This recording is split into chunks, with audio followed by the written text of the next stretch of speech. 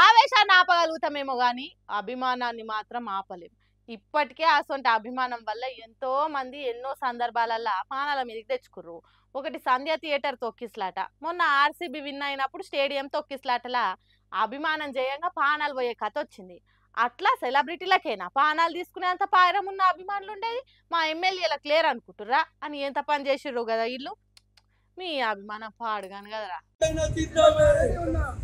మేము ఇక్కడ నుంచి చనిపోవడానికైనా సిద్ధమే. సుదర్శన్ రెడ్డి సార్కి మినిస్ట్రీ వెంటనే, సుదర్శన్ రెడ్డి సార్కి వెంటనే, సుదర్శన్ రెడ్డి సార్కి వెంటనే. ఓష్ని ఏమాయరో వీళ్ళకు గట్ల నీళ్ళ ట్యాంక్ ఎక్కిర్రు. ఓరి వారి దిగురిరా, బతుకుంటే కూర్చొని మాట్లాడుకోవచ్చు. పుసుక్కున కాలు జారేనా ఏడి కాడికి బొక్కలిరిగి పసరు కక్కుతారు.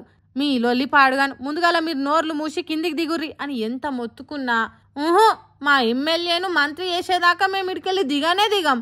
ఏదేమైనా మా ఎమ్మెల్యే సుదర్శన్ రెడ్డికి మంత్రి పదవి ఇయ్యాలే అని వాటర్ ట్యాంక్ ఎక్కిర్రు ఆయన డై హ్యాడ్ ఫ్యాన్స్ అంతా. ఒకవేళ ఆయనకు మంత్రి పదవి ఇయ్యకుంటే మూకుముడిగా రాజీనామా చేస్తామని బెదిరిస్తున్నారు మోతేవార్లు. ఏమంట కొత్త మంత్రులు బాధ్యతలు తీసుకుర్రో ఖాతమిగా. అప్పటి సంది నిజామాబాద్ బోధన్ నియోజకవర్గంలో కార్యకర్తల లొల్లి షురు అయింది. ఎంతమంది నచ్చ చెప్పినా ఏం లేదట. మరి ఆ ట్యాంక్ మీద ఎంతసేపు ఉన్నారో వీడియో పురాగలేదు కానీ ఇది చూసిన వాళ్ళు మాత్రం పొట్టు పొట్టు తిడుతుర్రు ఇలా పిచ్చి చేష్టలను చూసి. ఆయనకు మంత్రి పదవి లేకున్నా ఎమ్మెల్యే పదవి ఉంది, పాలకుబడి పైసా అన్నున్నాయి. మీకేమన్నా అయితే మీ ఇంటోళ్ళకి ఎవరున్నారు? ఏదన్నా ఏటమాటం అయితే మీ కుటుంబాన్ని జీవితాంతం మీ ఎమ్మెల్యే చూసుకుంటాడా? ఏం పిచ్చిరా వారి. అభిమానం ఉండాలి తప్పులేదు, మరి ఇంటోళ్ళని కాదని చచ్చిపోయేంత అభిమానం పనికిరాదు.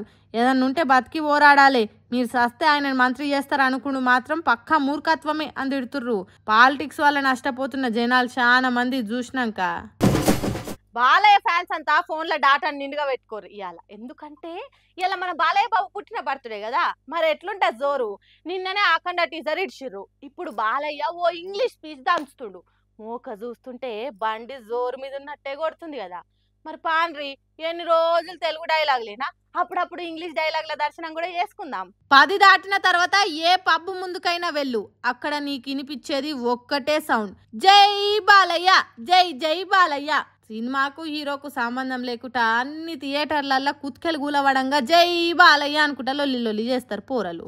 సైలెంట్గా ఉన్న జాగలో ఎవడన్నా పుసుక్కున ఒక్కడు జై బాలయ్య అనుడే ఆలస్యం. గుంపు గుంపు అంతా జై జై బాలయ్య అనుకుంటే పడతారు. హాగో ఆ లెవెల్ క్రేజ్ ఉంటుంది మన బాలయ్య బాబుకి.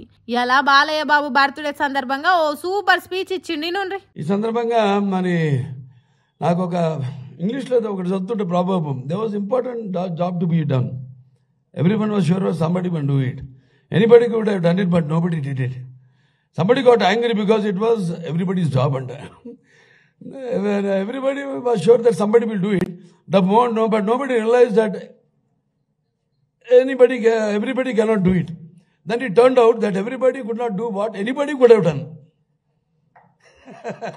ఇది ఎలా ఉందంటే ఏమన్నా దంచుతుండా ఇంగ్లీషు, ఆ డైలాగ్ చెప్పే స్టైలు, ఆ వర్షను.